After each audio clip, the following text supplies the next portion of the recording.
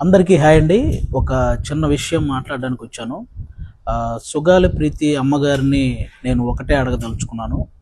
అమ్మ, మీరు మీ పాప గురించి ఎప్పటినుంచో పోరాడుతున్నారు.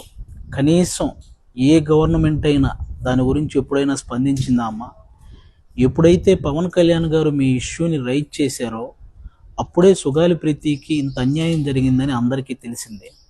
ఎప్పుడైతే పవన్ కళ్యాణ్ గారు ఆ ఇష్యూని రైజ్ చేశారో అప్పుడే ఆ గవర్నమెంట్ స్పందించి మీ ఆయనకు ఒక ఉద్యోగం, మీకు కొంత భూమి ఇవ్వటం జరిగింది.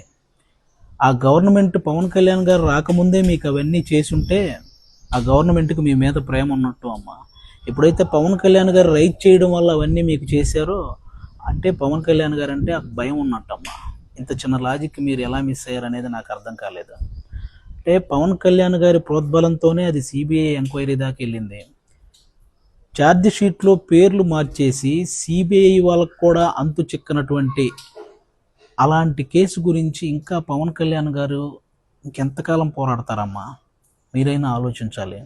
అలాంటి పవన్ కళ్యాణ్ గారిని పట్టుకొని ఓట్ల కోసం ఈ ఇష్యూని వాడుకున్నారు. ఆ మాట నీకు ఎలా అనిపించిందమ్మా తల్లి? అసలు ఎవరికి అర్థం కాలేదు. ఓట్ల కోసం పవన్ కళ్యాణ్ గారిని ఇష్యూని వాడుకుంటున్నారా? అరే, తన నెలకి తనకు వస్తున్న జీతంలో ఒక్క రూపాయి కూడా తీసుకోకుండా వస్తున్న ప్రతి రూపాయిని పిఠాపురంలో ఉన్న అనాథ పిల్లలకి పంపిస్తున్నటువంటి పవన్ కళ్యాణ్ గారు ఓట్ల కోసం ఒక ఇష్యూని వాడుకుంటారా? కుల మతాలతో సంబంధం లేకుండా కష్టాల్లో ఉన్న ప్రతి రైతుకి 2 లక్షల రూపాయలు సహాయం చేసుకుంటూ వెళ్ళిన పవన్ కళ్యాణ్ గారు ఓట్ల కోసం ఒక ఇష్యూని వాడుకుంటారా? మీలాగే ఫిజికల్లీ హ్యాండిక్యాప్డ్గా ఉన్న మహిళా క్రికెటర్లందరికీ తన సొంత డబ్బులు ₹1 కోటి సహాయం చేసిన పవన్ కళ్యాణ్ గారు ఓట్ల కోసం ఒక ఇష్యూని వాడుకుంటారా? అరే, ఇంకా ఎన్నని చెప్పాలమ్మా? ఒక ముసలావిడ జస్ట్ జనసేన విజయం కోసం కోరుకుంది అని చెప్పి ఆవిడని ఆఫీస్కి పిలిపించి ఆవిడకి చీర పెట్టి డబ్బులు పెట్టి నీకు ఇంకో కొడుకున్నాడమ్మా అని చెప్పిన పవన్ కళ్యాణ్ గారు ఓట్ల కోసం ఒక ఇష్యూని వాడుకుంటారా? అన్నా, మాకు రోడ్లు కావాలి అని చిన్న పిల్లల దగ్గర నుంచి పేద పిల్లల వరకు ఎక్కడ ఏ మారుమూల ప్రాంతాల్లో ఎవరడిగినా సరే వెంటనే స్పందించి అక్కడ రోడ్లు వేయించిన పవన్ కళ్యాణ్ గారు ఓట్ల కోసం ఒక ఇష్యూని వాడుకుంటారా?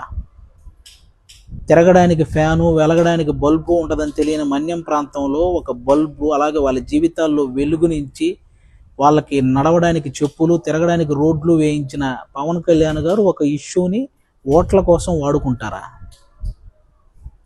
అమ్మా, ఓట్ల కోసం ఇష్యూని వాడుకునే వాళ్ళు సంపాదించుకుంటారు కానీ ఇలా సహాయం చేయరమ్మా. మీరు ఇది ఒక్కటి గుర్తుపెట్టుకోవాలి. ఆ మాట మీరు ఎందుకు అన్నారో తెలియదు.